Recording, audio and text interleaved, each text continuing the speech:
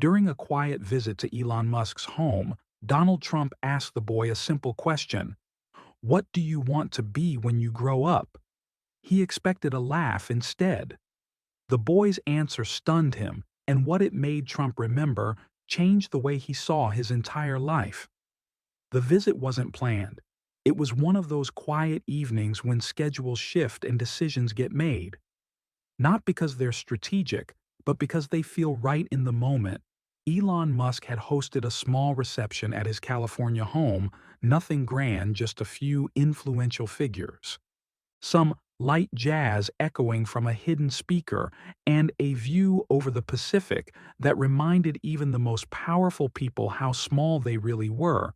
Trump hadn't meant to stay long, but something about the space, about the quietness of it, kept him lingering. He and Elon had disagreed publicly, many times, sometimes loudly, but in private their dynamic was different, less combative, more curious. Two men who had learned the world often misunderstood the weight they carried and the noise they made to hide it as the evening thinned and guests began to slip out politely. Trump found himself in the corner of the sunroom holding a half glass of something amber. He was talking to Elon about infrastructure when he noticed the small figure across the room, a boy sitting on the floor, quiet, focused, crayons in hand. It was Elon's son X, just 5 years old. He wasn't running around, wasn't asking for attention, just coloring slow, steady strokes on a large white sheet. "Still working hard on your masterpieces, huh?" Trump said. X looked up briefly and gave a small nod, then went back to coloring. "He's been on a drawing kick lately," Elon said from behind him. "Tools, spaceships, random streaks of color." Trump chuckled. "He's serious about it." "I like that he always is," Elon replied with a quiet smile. Something pulled Trump closer. He walked over slowly, bending just slightly to glance at the picture. It wasn't a spaceship this time. It was a little stick figure holding a broom next to it. Another stick figure sitting on a bench, looking sad. Trump crouched, ignoring the creak in his knees. "You like drawing people?" he asked. X looked up briefly, then nodded. Trump smiled. "What's this one doing?" He pointed to the one with the broom. "He's helping." The boy said, "Helping? How, cleaning up?" X said. "So the other one doesn't feel bad?" Trump tilted his head. "Is that what you want to be, a helper?" X didn't answer right away. He picked a blue crayon, finished a stripe on the figure's shirt, then said, "I want to be someone who helps people when no one sees them." Trump froze. The sentence was soft, innocent, but it hit harder than most headlines. He looked at the drawing again, then at the boy. "Who told you that?" he asked quietly. X shrugged. "Nobody, I just thought it." Trump stood, slowly walked back to Elon. He didn't say what the boy had told him. Didn't say anything at all. Just stood at the window for a long while staring at the ocean. But the sentence had already lodged itself somewhere inside him. Someone who helps people when no one sees them. He couldn't shake it, not that night, not after he got home, not the next morning. When he looked at the paper, the words kept coming back because they weren't just sweet. They were true, and they made him ask a question he wasn't ready for. When was the last time I helped someone who couldn't help me back? He spent the next day quiet. His aides noticed normally. Trump was forceful in meetings, dominant, filled with opinion. But today he sat still through a budget briefing, said almost nothing in the security update, and skipped a photo op entirely. That afternoon he asked to be left alone. He sat in his office and pulled out a blank note card, stared at it. Then wrote, "I used to see everyone. Then I learned to only see power." He paused, flipped the card over. What if the strongest people are the ones no one looks at? He folded the card and placed it in his inner jacket pocket. It stayed there all day that evening. He wandered the halls of the White House. He walked past portraits of men who had shaped the nation, some loud, some quiet. He stopped before a lesser-known painting of Calvin Coolidge. Small man, big silence. He stood there for a long time thinking about what it meant to lead to be remembered to matter and whether any of it counted, if you forgot the people who were never in the photo that night. Before bed, he opened a drawer and pulled out an old photo. He was 11 in the background of the school. Photo stood a janitor Brown, uniform, kind eyes. He remembered the man's name Sam. He remembered how Sam used to leave candy in the lockers of kids who looked lonely, how no one ever thanked him, how Trump never did either. He stared at the photo, then wrote on the back, "I should have seen you." He placed the photo beside the note card and went to bed, not as a politician, not as a leader, just a man wondering if maybe, just maybe a 5-year-old had asked a better question than anyone had in years. He didn't mention it the next day, didn't tell anyone about the drawing or the boy's words or the way something had shifted gently but unmistakably in his chest. It would have sounded too soft, too sentimental. And if there was one thing Donald Trump had learned to avoid in public life, it was softness, but the word stuck. I want to help people when no one sees them. He kept hearing them, not like a voice, more like a hum, quiet, persistent, just beneath the surface of everything else. And for the first time in a very long time, he didn't brush it off. He had a ribbon cutting that morning, new manufacturing site, flags, cameras, stage lights. He stood at the podium and said all the things he was supposed to say about growth, about American jobs, about leadership. The crowd cheered. The press snapped photos. His advisors beamed. But when it was over, he asked to walk the floor. No cameras, he said the request. Surprised everyone, he was led through rows of heavy equipment and conveyor belts. Workers in goggles and gloves nodded respectfully. He shook a few hands, asked a few names. But then at the far end of the facility, he saw a man sweeping older, slight limp eyes downcast.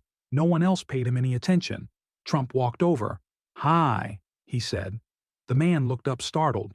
"Mr. President, what's your name?" Gerald Hunt. "You work here, long 15 years, cleanup crew." Trump nodded hard. "Job." Gerald shrugged. "Somebody's got to do it." Trump looked around, no one watching anyone ever. "Thank you." Gerald smiled faintly. "Not really." Not in a while, Trump reached into his jacket, pulled out the photo of Sam, the janitor from his childhood. "I had a guy like you when I was a kid," he said. "He gave candy to lonely kids. No one ever thanked him either." Gerald looked at the photo. "That him?" Trump nodded. "I kept this for decades. Didn't know why. Maybe this is why." He handed it to Gerald. "Keep it," he said. Gerald stared at him speechless. Trump added, "You make the place clean so other people can feel important. But I see you." On the ride back to D.C., Trump sat in silence. No phone, no talking, just thinking, "I see you." He realized he hadn't said that to a stranger and he couldn't remember how long that night. He opened his desk drawer, took out another note card, wrote, "Thank the people who let you walk past them." He placed it beside the first, then opened a second drawer empty. He began to fill it, not with policies, not with ideas, with memories, names, moments, one at a time. The next week, he visited a hotel he'd built decades ago in Manhattan. He hadn't stepped inside it in over 10 years. He walked the lobby like a man returning to a cathedral. The chandeliers were the same. The marble still gleamed. But what he looked for wasn't glass or gold. It was the door to the staff maintenance wing he asked for. It was lead there. The air smelled like floor wax and wet mops. He walked the hall, slowly stopped outside the janitor's closet, pulled out a folded note, taped it to the door. It read, "To whoever cleans this floor, thank you. Your work matters more than anyone says." He left it, didn't sign, it didn't post it, just walked away. 3 days later, the staff found the note they framed. No one knew who left it, but the entire floor talked about it for weeks. And Donald Trump never told anyone that weekend. Barron visited. They sat on the Truman balcony, father and son, sipping warm cider. Barron was tall, now quiet, thoughtful. Trump asked him, "You remember the janitor at your old school?" Barron nodded. "Mr. Louis, always whistling. Did anyone ever thank him?" Barron shrugged. "I think we all liked him. But no, not really." Trump nodded. "I want to change." "That?" Barron looked at him curiously. "Why now?" Trump didn't answer, just looked out over the lawn, then finally said, "Because a little boy drew a janitor with a crayon, and I think he saw something. I've been missing my whole life." Later that night, Trump wrote another note. "I built towers, but maybe the best thing I'll ever build is a place where someone who mops the floors feels seen." He folded it, added it to the drawer, then closed it slowly, not to forget but to remember better. The next morning he asked for something unusual. Not a meeting, not a memo, a list. Everyone who works in this building. He told his chief of staff from the West Wing to the mailroom. "I want to know their names." Everyone? His team blinked. "You mean senior staff?" "I mean everyone. You want janitors, kitchen crew, gardeners, all of them." The aide hesitated. "Sir, there are over 300 names on that list." "Good," Trump said. "That's 300 people I haven't thanked yet." The folder arrived the next day, thick, unmarked. He opened it at his desk, began flipping through the pages. Names, departments, years of service. Some had been here decades. A woman named Rosa in the kitchen, 36 years. A man named Thomas. In groundskeeping, 29, a part-time janitor named Miguel, 8 months, no headlines, no bios, just names. And yet, he felt like he was discovering something more valuable than most cabinet briefings. He asked his secretary to schedule 5-minute meetings one by one. The first to come in was Rosa. She wore her white kitchen coat and held her hands together nervously. "You wanted to see me, sir." He stood, shook her hand. "Sit, Rosa." She blinked. "I just wanted to thank you," he said. 36 years is no joke." She smiled, still unsure if it was a test. "But sir, I'm just in the back." "Exactly." He said, "Which means I've been missing the best part of this place." She laughed softly, told him about her first day back in the Reagan administration, how she used to bring home leftover rolls for her kids, how one of those kids now taught math. He listened, took notes at the end. He handed her a card. "You fed more than stomachs. You fed this place with quiet dignity." She cried. He stood, hugged her. No cameras, just a chair, a voice, and the sound of someone being seen. It went on like this for weeks.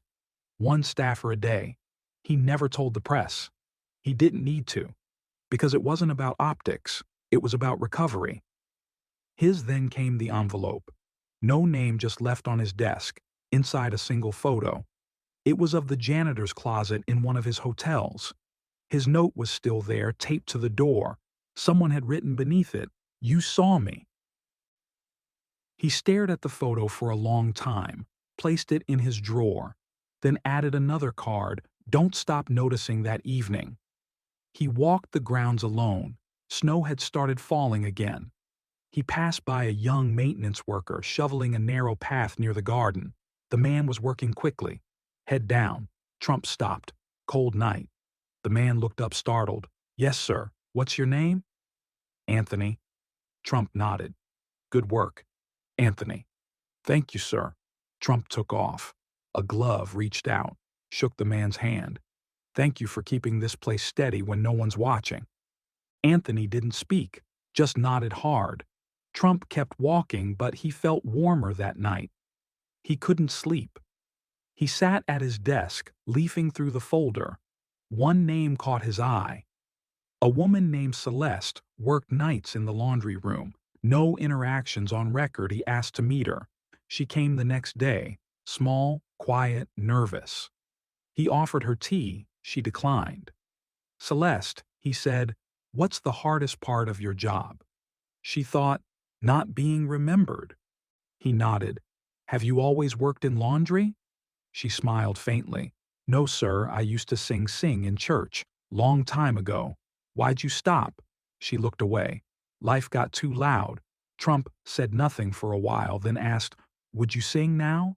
She blinked. You don't have to, just if you want. She hesitated, then so quietly it almost wasn't there. She began a hymn, soft, beautiful. His eyes on the sparrow, and I know he watches me. Trump closed his eyes, listened, and for the first time in months, he felt tears touch the edge of his eyes. When she finished, the room stayed silent. He whispered, Thank you. She smiled. I didn't think I'd ever sing again. You did, he said, and you still can't. That night he added one more card to the drawer.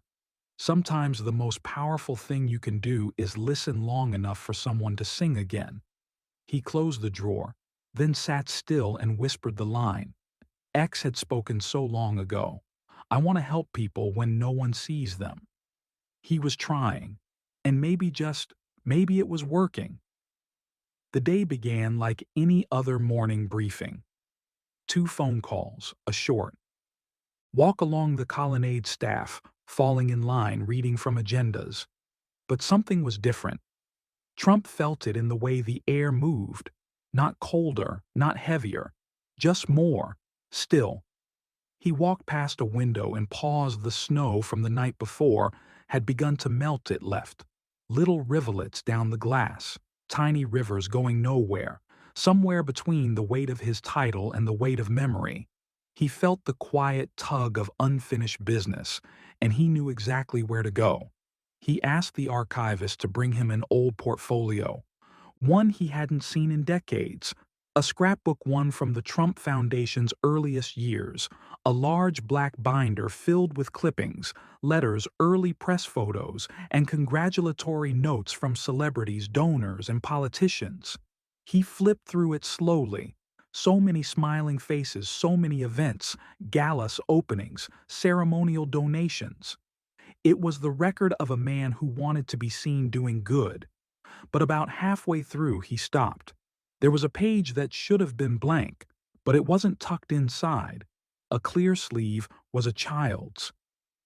Drawing crayon faded with time, a small figure handing a toy to another at the top. Thank you for the truck at the bottom in crooked handwriting. I know you're busy, but you made me feel real. No date, no name. Just that one line, you made me feel real. He stared at it for a long time, then closed the binder and carried the drawing to his desk. He called for a note card, wrote, I didn't remember this, but it remembered me. Maybe that's what grace is. That afternoon he held an unscheduled meeting in the Roosevelt Room, invited. Only staff who'd been working more than 20 years, no suits, no notes, just coffee, cookies, and chairs.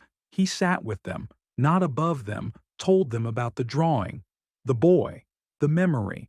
One of the secretaries, an older woman with sharp glasses and a gentle voice, said, Sometimes people remember how you made them feel more than anything else. Trump nodded. I think I've spent most of my life making people remember me. She didn't correct him, didn't affirm it, just let the silence do the work. That evening he took a walk through the White House residence. Barron was there again, reading in a side room. Trump paused at the doorway. What are you reading? An old novel, To Kill a Mockingbee Bird. Trump stepped inside, sat across from him. You like it? Barron nodded. It's about seeing people for who they really are. Trump smiled faintly. That's a good story. Barron tilted his head. Dad, did you always want to be seen? Trump hesitated. I think I wanted to be known. Are they the same? He didn't answer right away. No, he finally said. One's about applause, the other's about truth. Barron nodded. I think I want the second one.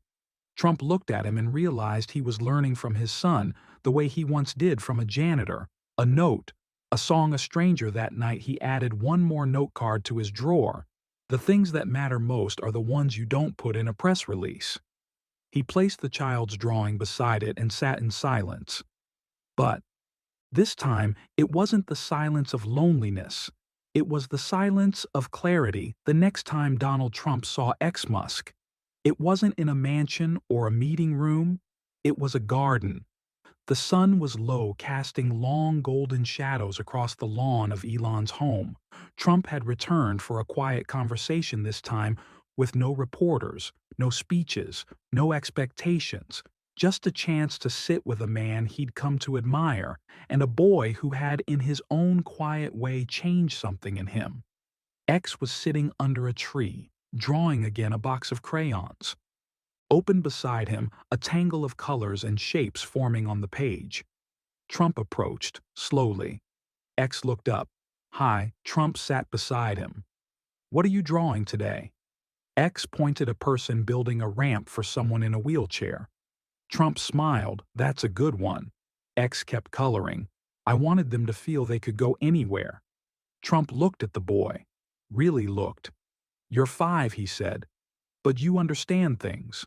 Most adults never figure out. X shrugged. I just think about stuff.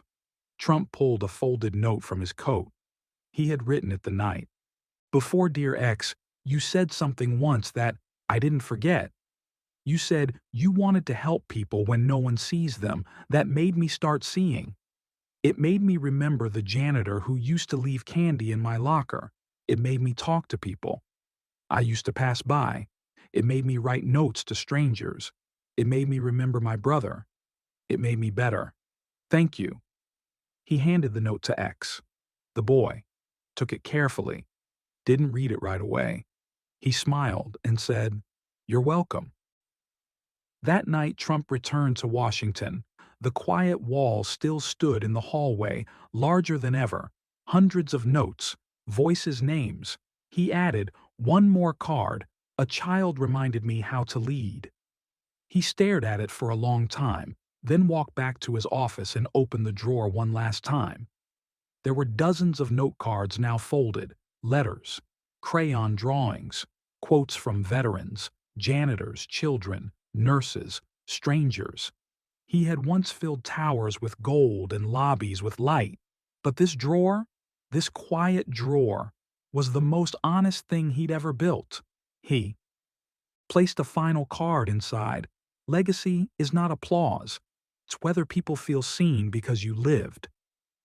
He closed the drawer, and in the silence he smiled, not because he'd arrived, but because he'd finally started walking in the right direction, thanks to a boy with a crayon and a question.